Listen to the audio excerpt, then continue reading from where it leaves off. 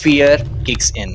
Your heart starts racing, your hand starts shivering, and your voice doesn't sound like you anymore. And simply maybe the next 5 to 10 years of your life. They judge you fast and they move on. Confidence comes much before competence. These 5 truths, they silently decide who keeps the trust and who doesn't. So in the next 5 minutes, you'll learn how to walk into any high stakes situations, speak confidently, stay composed. Imagine this, you walk into a meeting or a room where something important is at stake. It could be an interview that you are longing for, an opportunity. It could be an investment call that you're trying to win. It could be a client call who is going to offer you a new project. Or it could be a room full of people who have the potential to decide your career, your reputation, or simply maybe the next 5 to 10 years of your life. All depending on how you speak in the next few minutes. But the moment you walk into that room, fear kicks in. Your heart starts racing, your hand starts shivering, and your voice doesn't sound like you anymore. And that one thought hits you like a lightning bolt. I don't want to mess this up. Feels terrible, right?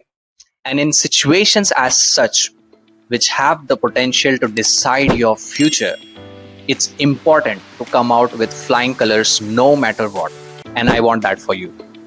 So in the next 5 minutes, I guarantee you that you'll learn one life skill that if someone would have taught you that earlier, your growth trajectory in any field you work whatsoever would have been on a different level altogether.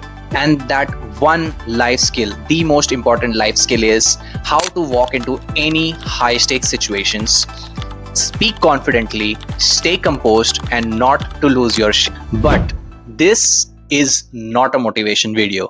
Do not treat this as another confidence hack. Before you scroll away, know this, that we are going to talk about something very specific. We are going to learn a psychology, how different value systems that we live in affect professional outcomes. And therefore, we'll use one of the toughest examples in the world, American psychology. But before we go any further into it, an important clarification. This video is not about saying Indian values are bad. Indian values create loyalty, humility, and emotional intelligence. Those are strengths. But business and high-stakes situations often demand brutal clarity. And this is where American psychology becomes very, very useful. Now, you might ask, why American psychology? It's because Americans did not become a leadership factory overnight. They are not the strongest country in the world because they have the strongest military. They are the strongest because it's the world's toughest pressure testing ground, the strongest of businesses, the toughest of competitions, and the highest of expectations, all sort of seem to collide there. Americans, they don't read between the lines. They judge you fast and they move on, which makes their psychology brutally honest. If you can stay composed, clear, confident there, you can win trust anywhere in the world. And therefore, this mindset and the psychology that we are trying to decode doesn't just apply to interviews, it applies to any big leadership roles or any everyday high-stake conversations. So let's use America as a test bed, not to imitate accents or culture, but to realign our mindset of how we handle pressure. With Americans, they value skills, but when the stakes are high, confidence comes much before competence. Now rewind.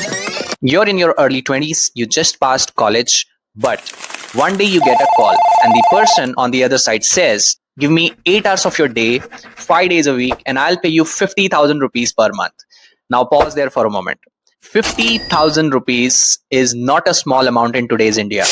It's hope, it's respect, it's better future. So you immediately say yes. But here's the real question that no one asks. Are you really ready to handle the pressure that you're being paid for? And this is where this video comes into picture. Because talent gets you opportunities, but how you speak under pressure decides whether you keep them.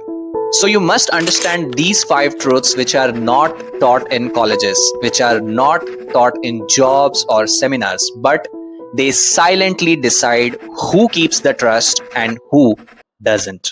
Truth number 1, clarity beats softness. Indian values teach us to be polite and accommodating. But American psychology respects clarity. I once saw two teams pitching for the same project.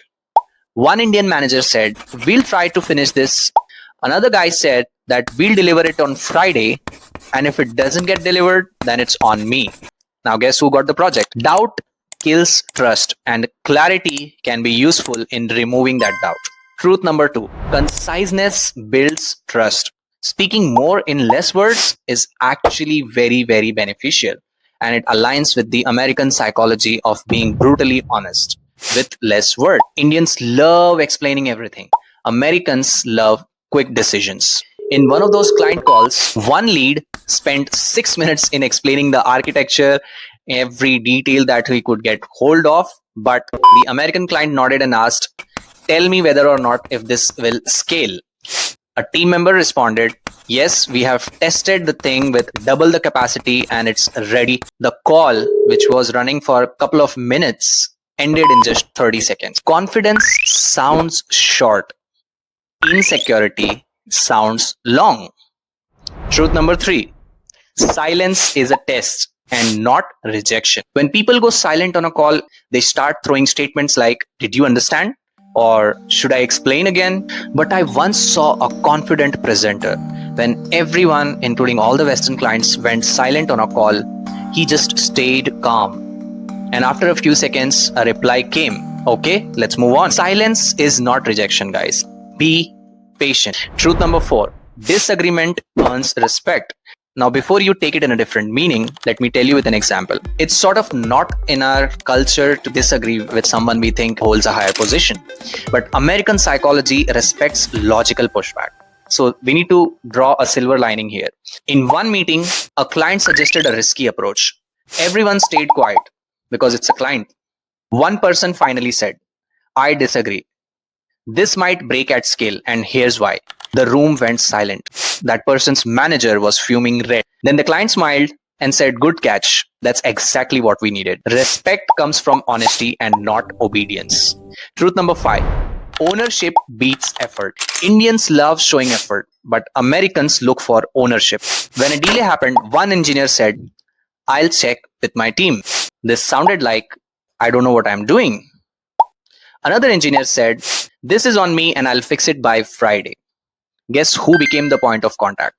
Ownership signals leadership. Now rewind everything. This was all about handling pressure by giving you examples how different psychology teaches us on how to react into different situations. Most people don't fail because they lack talent. They fail because no one teaches them how to handle situations where the stakes are high. Learn this psychology and your career stops reacting to high pressure situations and starts controlling it. And I genuinely want that for you. If this shifted your psychology, like the video and share it with someone who deserves global success. And if you like the content, subscribe my channel and stay tuned for more.